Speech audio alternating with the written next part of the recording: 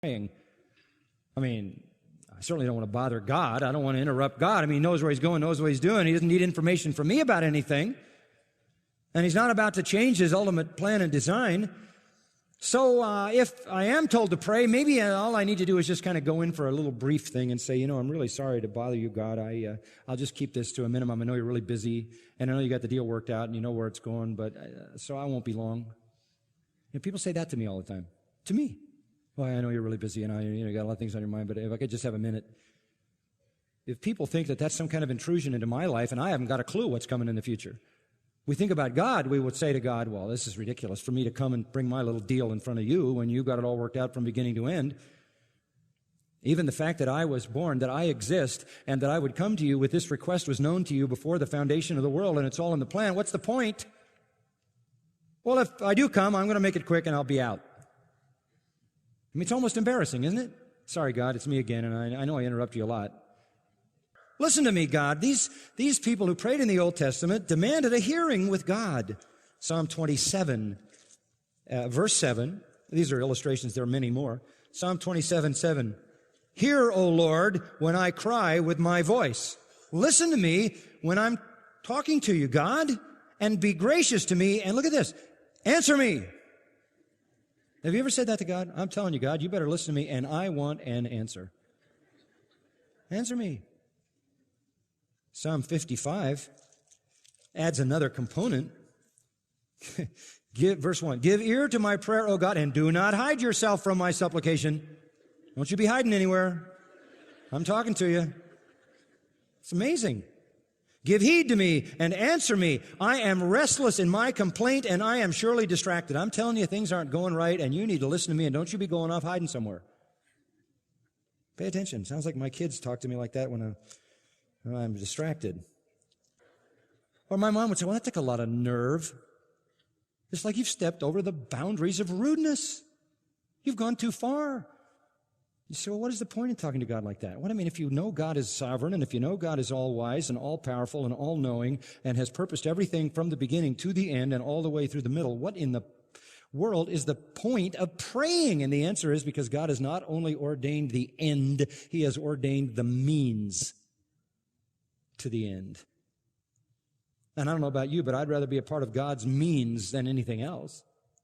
I suppose I could be a spiritual couch potato and not care whether I participated as the means which God uses to reach his end, but I'd much rather be engaged and involved in being the means because the residual impact to me is wonderful. It is his goodness and blessing in this life and eternal reward in the life to come. It's not about changing God's mind. It's not about changing God's plans. It's not about giving him information he doesn't have. It's not about a tweaking of the circumstances that he might not have anticipated. It's simply about being used by God. The Old Testament, I'll give you an illustration. The Old Testament prophet said Jesus would be born in Bethlehem. Well, that's the end. That's why the Bible tells us to pray. Prayer is a means by which God's infinite wisdom, infinite power, and perfect purpose are brought together to accomplish his will. You can't be saved without believing. You can't be sanctified without obeying. And you can't enjoy the goodness of God in this life without participating in his unfolding purpose through your prayers. Importunity is not that at all. It's something different. Opportunity simply means you moved into a favorable circumstance. Importunity is far stronger. It is a word that has urgency and persistence in it, but it's bigger than the word persistence. Some dictionaries translate it this way: troublesomely urgent, overly persistent. It's a hyper word, or even annoyingly relentless. What happened here was this guy finally got out of bed and gave the man what he wanted because he was annoyingly persistent. He was overly persistent. He was troublesomely urgent. It's the word in the Greek anaideon. It's hapax legomena. That is once said in the New Testament, the only place it ever appears. And really what it means, and you might see this in your marginal reading in the NAS, is shamelessness. Somebody who just sets aside all sense of shame. It's one lexicon said overly bold. Another one said utter shamelessness. Somebody who's just brash and bold. Somebody who has a lot of nerve. Are we supposed to pray like that? That's what Jesus is going to teach us here, to pray like that, and thus to participate in the means by which God achieves his ends. Let's start with the parable, okay? We'll look at 2 points today, and I was going to do the whole thing, but that never happens. So I'm living under an illusion in my old age. Luke 11, verse 5. Jesus just jumps right in. The subject is prayer. He just taught him how to pray. Still on the same subject, probably in the same location at the same time. And he said to them, because he knew this question would come up. If God has his kingdom and God has his will and God has his purpose and all of this, there's this nagging wonder about why do we pray? And maybe we just pray, these little sort of tepid, brief, quick in and out prayers not to interrupt God at all. Oh, he tells a story. Suppose one of you shall have a friend, and you go to him at midnight, and you say to him, friend, lend me 3 loaves.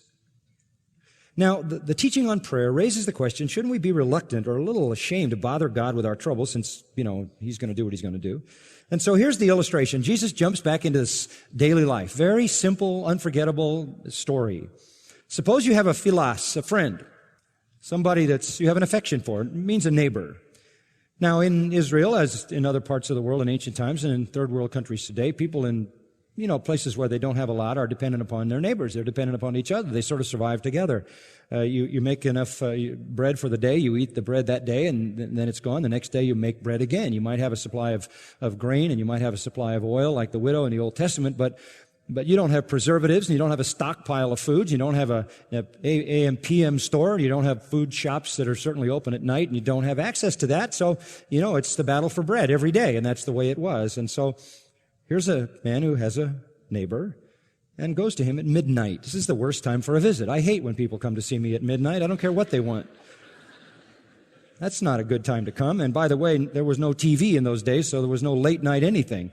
When darkness came, you basically stayed around a little bit, the light of a candle, and then you went to sleep because you had to start work at 6 a.m. in the morning. That's when the workday began. And so nobody's awake at midnight. And it says here, this man goes to his friend at midnight and says to him, he comes to his house, probably in a close little community, and he starts yelling his name. Hey, it's me. And he's waking him up, obviously. Friend. It's always good to say that when you've done that. Just to rehearse, hopefully that you can make him feel some sense of well-being, that you consider him a friend. It's a sensible greeting if you've just arrived uninvited at midnight and are becoming a nuisance in somebody's life. The man says, I'm not going to get up and give you anything. This is too much trouble.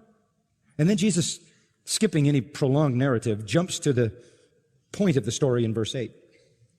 I tell you, even though he will not get up and give him anything because he is his friend, yet because of his persistence, his importunity, his brashness, his boldness, he will get up and give him as much as he needs. There's really no sense in not getting up because he's not going away. And you've already awakened me, and you've already awakened the kids. I tell you, he's going to get what he asked for because of his shamelessness. That's the word. Anaideon. Because of his shamelessness, his brashness, his gall. The emphasis here is on this boldness. It isn't so much on persistence and much asking as just the boldness of asking at such an inopportune time. It just took a lot of gall to do this. It was a perfect illustration. It's just a perfect illustration of us going to God and saying, I know it's inappropriate to interrupt you because you're running the universe and you've got all these things going, but I just need you to sit down and listen to me and look at this and don't be distracted. I got some things I need to that's over the top of his shameless boldness. What will God, who loves you? He is in contrast to God, who, by the way, the Old Testament says never sleeps and never what? Slumbers. So you're not waking him up. And if this man would give this man what he wanted, not for friendship, but just because of his shameless boldness, what will God, who loves you perfectly, give you when you come into his presence? And so the parable leads to this incredible promise in verses 9 and 10. And this is over the top. Listen to this. And I say to you, I love that. Ego is in the emphatic position, and I say to you, this isn't somebody's opinion, folks, this is the incarnate God speaking, okay? I say to you, this is the voice of absolute divine authority. I say to you, I want to hear this, what are you saying? He doesn't say, don't you dare come and bang around in God's presence demanding things. I would expect him to say that. You better back off. Don't you be like that guy. Don't you come interrupting God. He knows your need. He knows what's going on. He doesn't need information from you. He can read your heart. He can see your concerns. That is unbelievable. Isn't it? Three imperative verbs. Present imperative. Keep on asking. Keep on pursuing. Keep on knocking. Don't hesitate at all to be bold. It's just amazing. James says you have not because what?